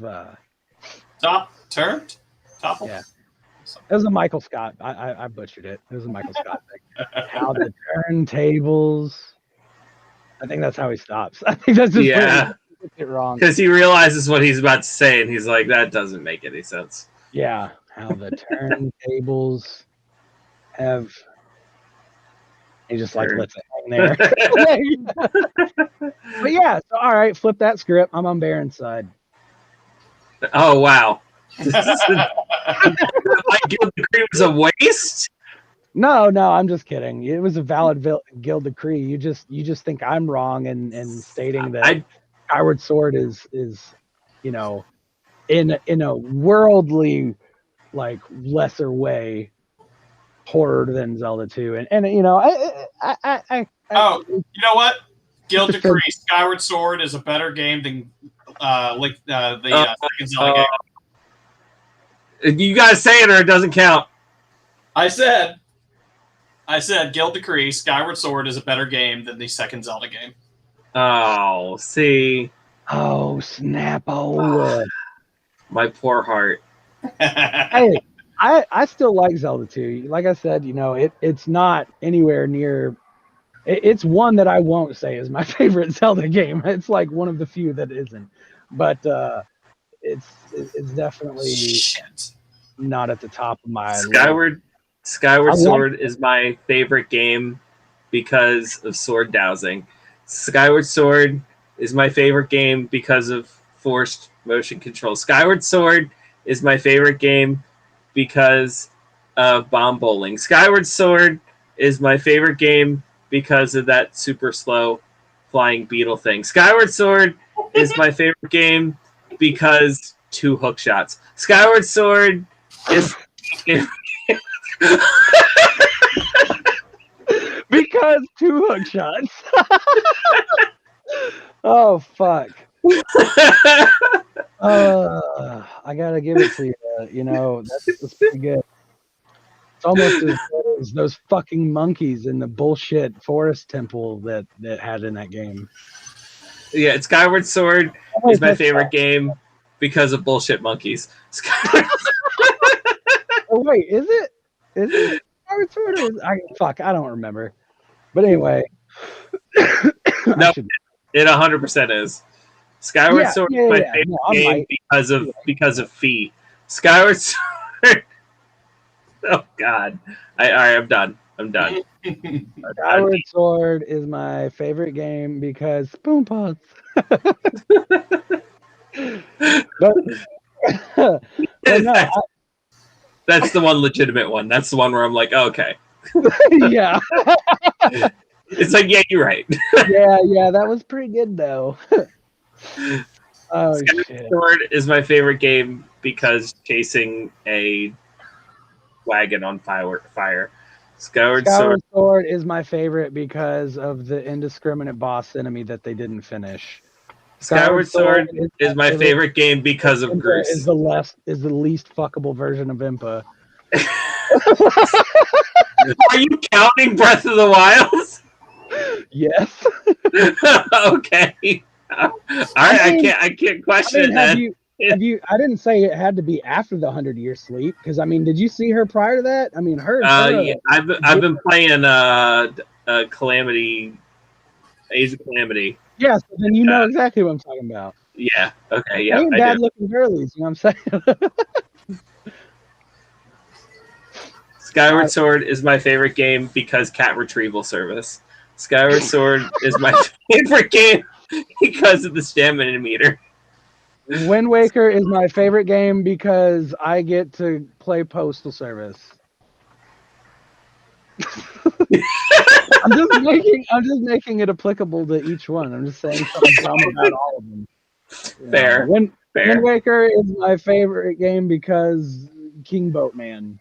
Wind Waker is my favorite game because Well, I Beatles. liked King Boatman.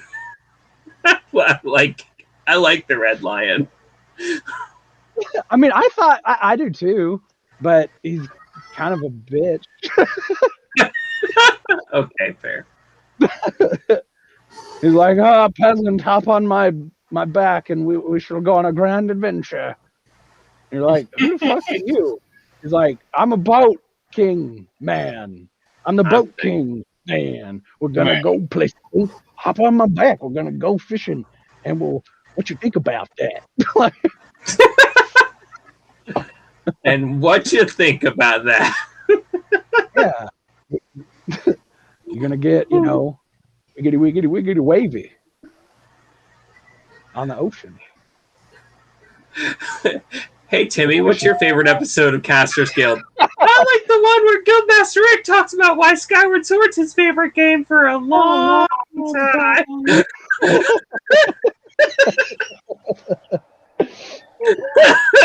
Oh Lord. Yeah, I mean, it certainly was the most rational and coherent point that has been made this eve. JK. I was just tomfoolering you. Oh, tomfoolerins. Yep. Sometimes I like to tomfooler and when I'm flapjacking. Oh. That's dangerous. My grandpa lives not that way. Oh wow, really? Mm-hmm. Yeah, better watch them flapjacking so you put your eye out with that thing, kid. This series of statements in this conversation is making me very uncomfortable. Oh, I'm sorry. I thought I thought this was America. We were bonding for like a hot second. That's okay. Yeah, I know. Yeah, it's like, oh, you mean the friendship and the common, brotherly bond between three dudes just flapjacking it? Why you gotta make it weird, Rick? We're just sitting here flapjacking, man. Just a circle flapjack. Yeah. I mean, they are like flapjacks are just circular discs. Yeah. Of fluff and pancake. The cake of pans. Cake of pans. Oh man, I forgot about Richard and his villa. Richard's villa. Richard. Yeah, and Link's Awakening. I also fucking love Link's Awakening because you go to a fucking island with animals and a bear is a fucking cook on this island. He's so dope. Okay, you can't tell. I love bears.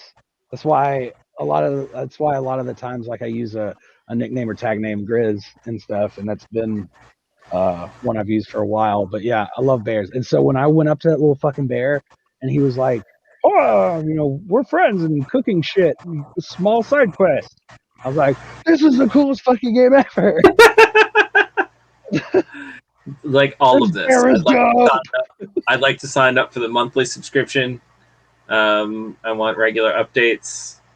I want this to be a part of my life. Yes. I was like, I don't give a shit. Like it could be like 30 different types of like spice up your everyday eggs with honey or dishes with honey, blah blah blah. And I'd be like, yeah, I'll eat up every piece of that. I want it all. That bear is amazing. Subscribe. Yes. Thumbs up, subscribed, notification bell on. Yeah, all of it. Making a comment on every one of the videos. Yeah, I'm like, oh, that's so clever because the honey. I love you.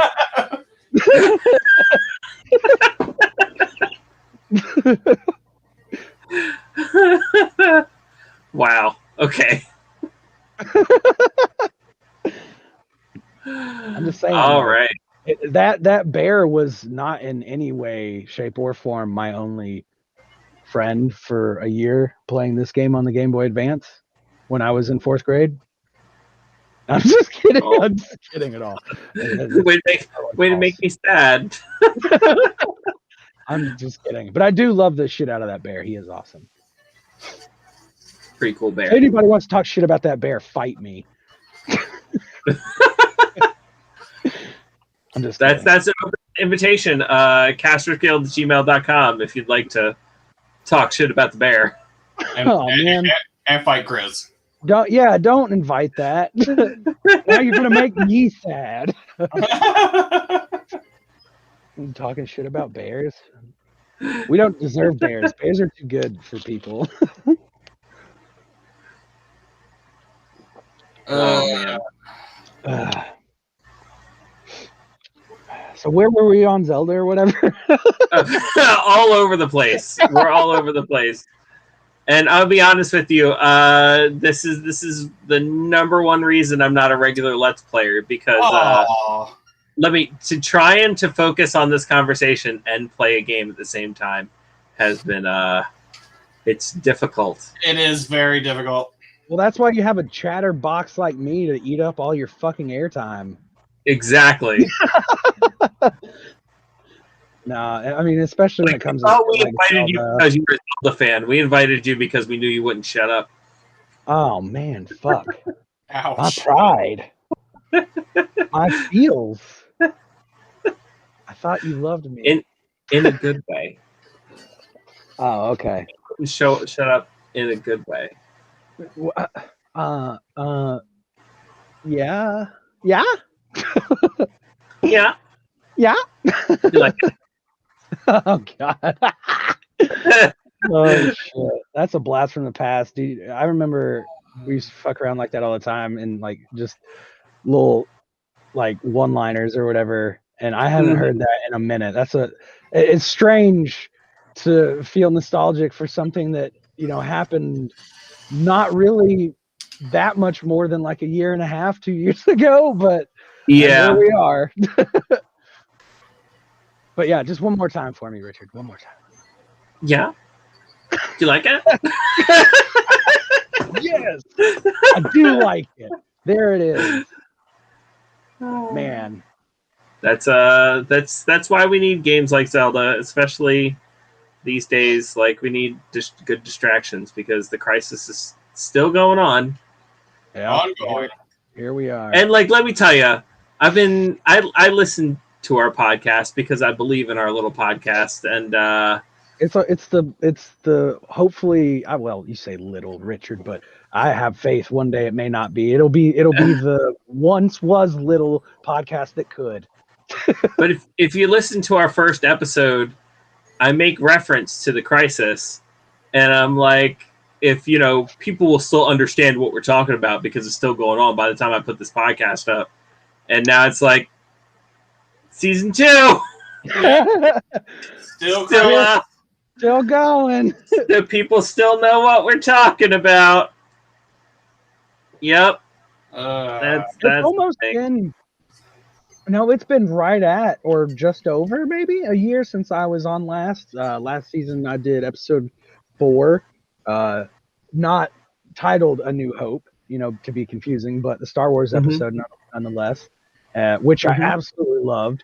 I've actually listened to it a couple times, and some of the other episodes. Obviously, I don't want to just hear my own fucking voice before I let that get too far out. I've listened to quite a few of the other episodes as well, because of course I really enjoy being a part of these types of discussions and stuff, but I also really like the stuff and the discussions that come out of the guests and topics you guys usually have or cover. And so I've listened to a couple of them, and I really dig a lot of it, and I absolutely love being on. But yeah, it's like right at or coming up on or maybe just past the year anniversary of that, or the last time I was on. I think we didn't start season 1 until like March or April. Okay, so yeah, it's coming right up on it then. Well, I mean, shit, I've got Spotify up. I can see what the post date was. Yeah. Let's see here. Episode 4, Star Wars, April 20th. Oh, fuck. 420. Yeah, you were on the episode that went up on 420. I think there was maybe some talk about hinted that. significance about that. I mean, make of it what you will. It's a good episode, though. I'll tell you that. In Yeah. in my opinion, I enjoyed myself. The wise, Absolutely, it was a great time. Yeah. All right. So, Legend of Zelda. It's been around for 35 years now. It's almost all been great. Almost all. Like, I'll take that qualifier. You can't. Then that's the thing. You can't really say that about many other video game franchises to be around for 35 years. There are a few others that you could, put in that realm, but you're absolutely right. Very, very few make it to that status. 35 years and still going strong, still being one of the highest selling. Like, people still want to see more from Zelda 35 years later. And they still find new ways to put new spins on it and new ideas, and in a lot of cases they work really well. And that alone is just really saying something. Oh yeah, absolutely. I think that goes to show that it's earned its place and in its adoration that we all obviously have for it. Even great people like Robin Williams were so influenced by this fucking video game and the story that it told, or kind of portrayed, that he named his daughter Zelda Williams after. So after the game, right? And Robin Williams was an amazing dude. I fucking love Robin Williams. I don't know how you couldn't. Right. And so he was a genius, and he was also affected by it in a huge way. I mean, so like it all walks. It doesn't matter, if you can dig a game, give Zelda a shot. If you haven't, because there's a reason why it's gone on so long and succeeded the way it has, and this, that, the other. It's earned its place, I feel like, without a doubt. All right, Baron, you ready to throw a bow on this thing? I'm trying, but it won't let me open up the egg. Oh, you mean the podcast? Yeah. Oh, yeah. Well, I'd like to say I was here for most of the podcast, but trying to concentrate on this game has been complete hell while trying to get a conversation. But I'd like to think that this is probably a gimmick that we could probably stick with and do some other games and talk through it and be horrible at both. Well, eventually, if I get a setup, like I plan on I've talked to Rick about it a little bit, but try to get a little bit of setup going to where, I can stream, from my own setup. I don't currently have all the pieces I need available, but, I could always hop in and do a little bit, and somebody else can take a turn if they would be, feel better suited for just gabbing as opposed to gabbing and playing. I can maybe try and take one of those off the plate on a future episode, should that ever pop up or happen. Yeah, which I'm sure it will. I just mean like if that specific instance became a thing, you know what I mean?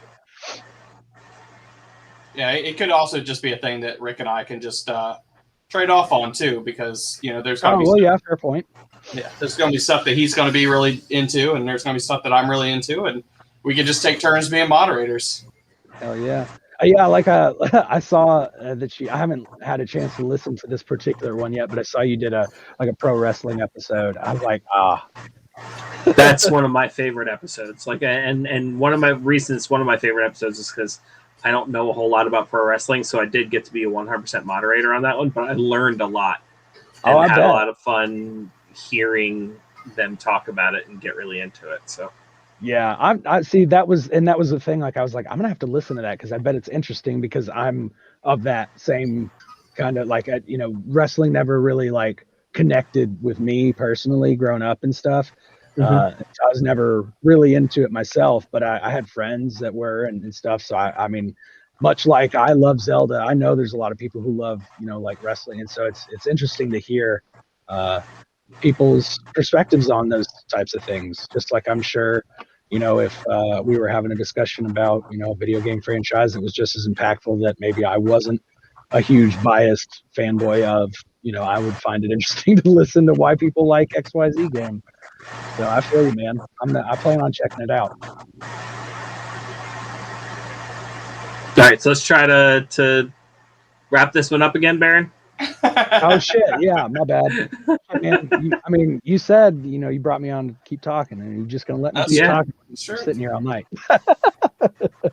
So go anyways, ahead, Darren. Throw it on. we do have a lot of material to work with. So as you can tell, this is really, really easy for us to talk about. Well, even though we were distracted by these games, it was still easy to talk about. So I should say something there. Right.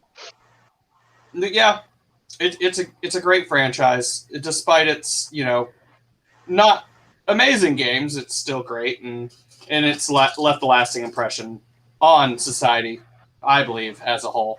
So,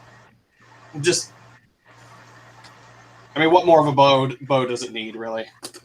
Yeah, absolutely. Thank you so much for tuning in.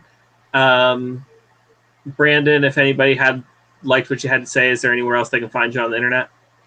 Yeah, you can hit me up. I'm really only actively on Twitter at the moment. I don't do as much Facebook and stuff lately, but yeah, Twitter is at that Brandon B37. You can find me there. Momentarily, I might have an alternate tag for content creation purposes specifically, but I can always link that later. Absolutely. So email us at castersguild@gmail.com. Find us on the socials, and we will see you in the next one. Bye-bye, Thanks everybody. for having me, guys. Anytime, Thanks for man. being on. Go play Bye. Zelda. Bye. Bye. Bye. Bye. It's a secret to everyone.